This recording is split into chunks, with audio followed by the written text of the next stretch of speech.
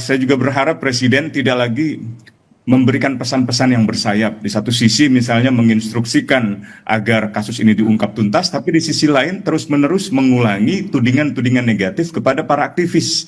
Bahkan di hari kejadian, di hari di mana kita belum lepas 1 kali 24 jam setelah penyerangan terhadap Andri Yunus, Presiden kembali mengatakan bahwa para pengkritiknya adalah tidak patriotik dan Presiden mengatakan nanti akan ditertibkan. Nah, jadi ada semacam persepsi bahwa kritik itu adalah kekacauan sehingga harus ditertibkan. Padahal yang kacau adalah orientasi pikiran, kebijakan, tindakan, dan pernyataan Presiden yang seringkali menuding protes-protes itu sebagai teroris, kemudian sebagai anarkis, atau sebagai makar, atau sebagai orang-orang yang membawa kepentingan asing, kepentingan kekuasaan, atau kepentingan uang. Menurut saya mereka punya agenda tersendiri.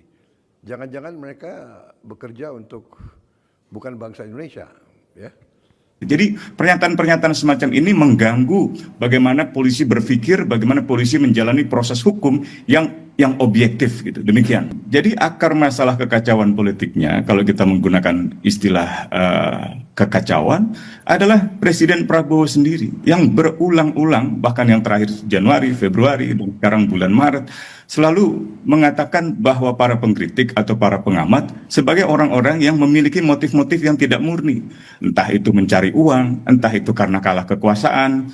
Padahal dulu Presiden Prabowo sebelum menjadi presiden seringkali mengkritik secara keras karena mungkin ia juga mengakui bahwa ia tidak dapat kekuasaan sehingga aset bisnisnya misalnya terbengkalai. Jadi saya kira kritik-kritik itu harusnya dimaknai sebagai saran dan masukan yang positif kepada pemerintah supaya kebijakannya menjadi lebih baik. Entah itu soal makan bergizi gratis, koperasi desa, Danantara, atau mengenai mobil impor dari India yang sangat bermasalah. Jadi kekacauan itu bukanlah kritik atau sebaliknya kritik bukanlah kekacauan. Kritik justru memperlihatkan ada dinamika yang positif di dalam demokrasi Indonesia.